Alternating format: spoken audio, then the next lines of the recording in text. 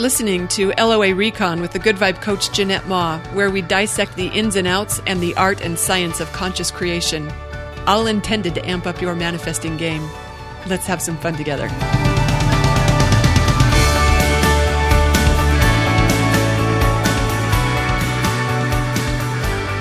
So the other day, my friend George said something that I had a hard time understanding.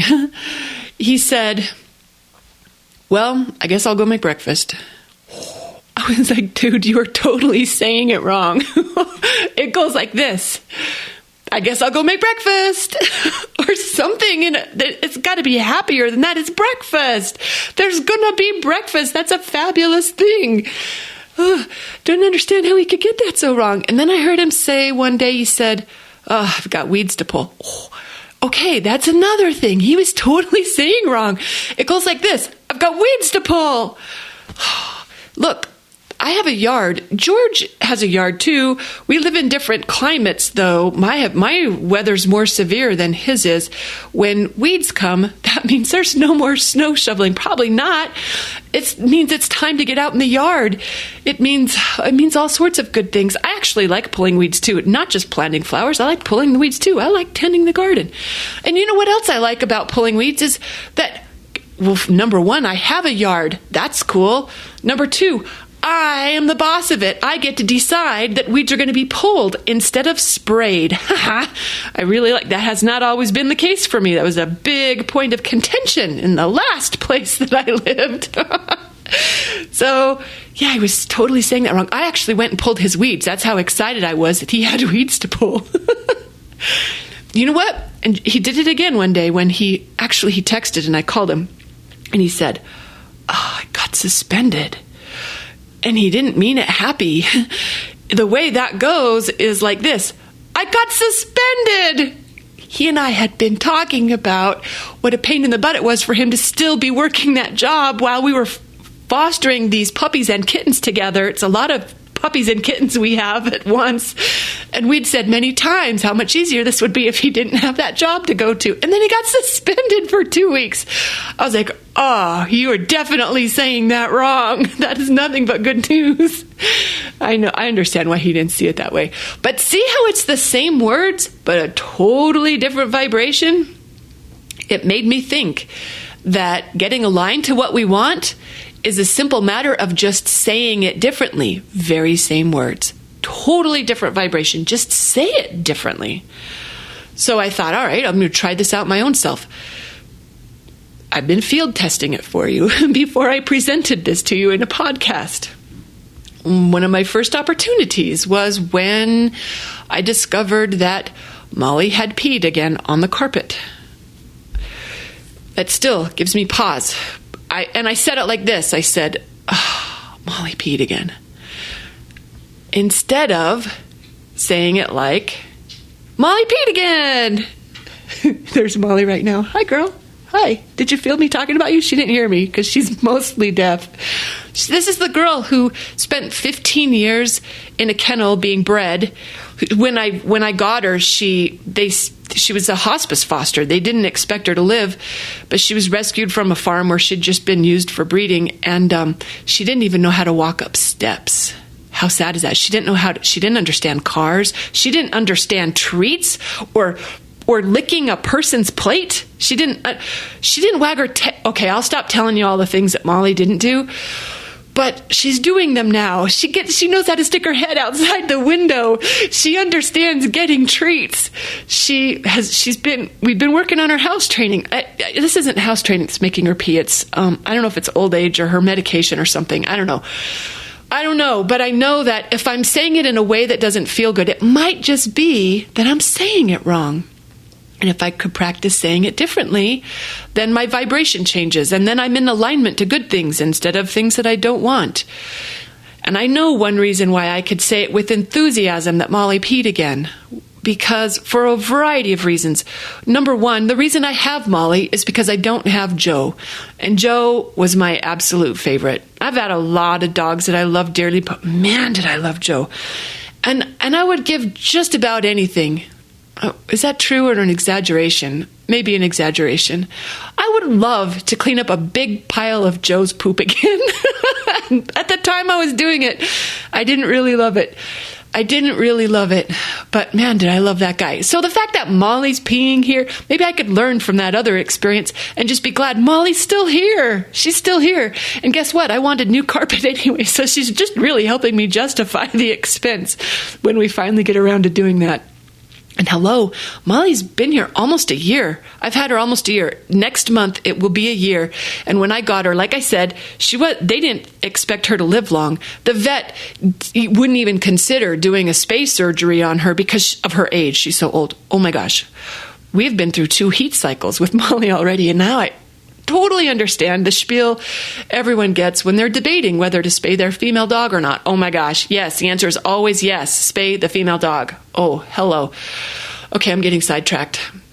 Another opportunity I got to practice saying it differently was I just paid taxes recently, and I paid more taxes than I ever have, and after I send it off, oh, did you just hear the big breath I took? Even recalling it makes me take a big breath. And that's what I said. I said, that was a lot of money.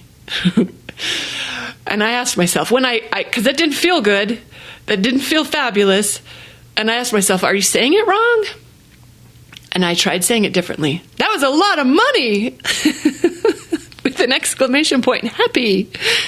Yeah, I could feel the truth of that.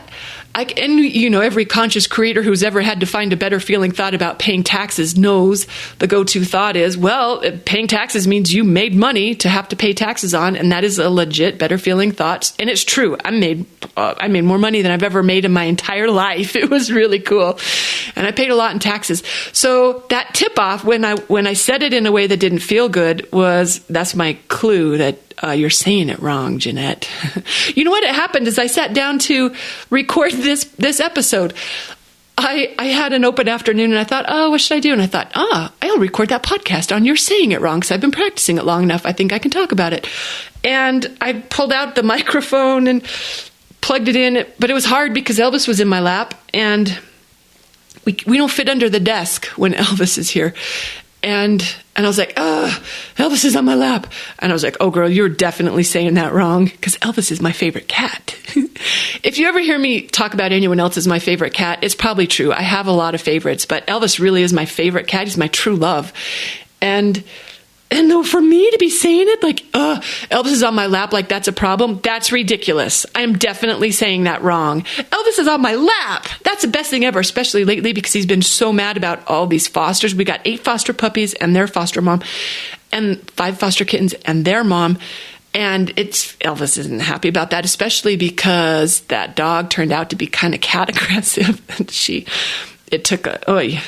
chased some cats around the house for the first couple days.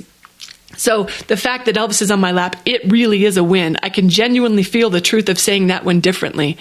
But even if I can't feel the truth of it, if I say it differently, even if I can't, I think it's still worth practicing just because that in itself, saying it differently, can be the vibrational shift that kickstarts something really good happening, even if you don't understand why it is a good thing. Like, I just thought of another example of things people are saying to me that I'm not on that page. Here's what they say. Your kittens are getting so big. And they see pictures of the foster kittens on Facebook and they say, or some people come over and see them because they need socializers. They need to meet new people and hear new sounds and smells and experiences and such. And people will say, they're getting so big. And they mean it in a happy way. But when I say it, because they are getting big, and I say it too, but I say it like this, they're getting so big. Because every day that they get bigger, every day they're closer to be living with someone else and not with me. And that makes me kind of sad. It makes me kind of sad. But the people who can say it happy are right. And you know how I know that? Because Abraham teaches, if a thought doesn't feel good, it means your inner being doesn't agree with it. And that means you are not seeing it the way Source sees it. And that means you are not aligned. So any smart person in the world is looking for a perspective that feels better. And sometimes if you just say it different, that might help you find that other perspective.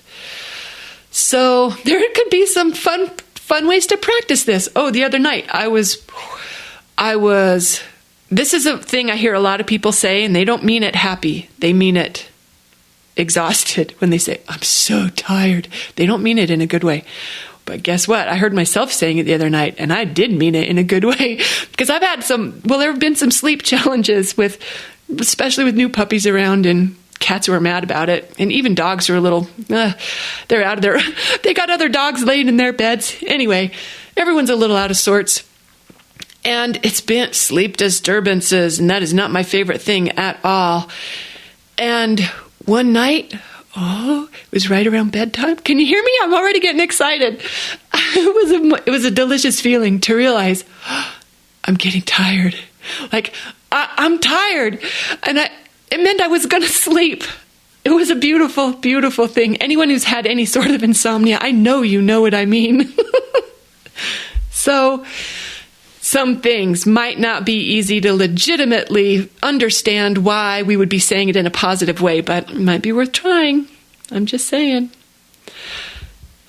I don't know if you're going to have as much fun with this as I did, but this isn't just the way we say it. It's also the way we see it. There's two ways to see things. Well, there's more than two ways. But when we practice seeing it or saying it the way that feels better, that improves our alignment, and that improves what's coming next. So I think it's worth putting the effort in to play around with this just for fun. So the next time you maybe hear yourself saying something that doesn't feel too fabulous, see if you're just saying it wrong. Try it the other way instead. Thanks for listening, everyone. Happy manifesting.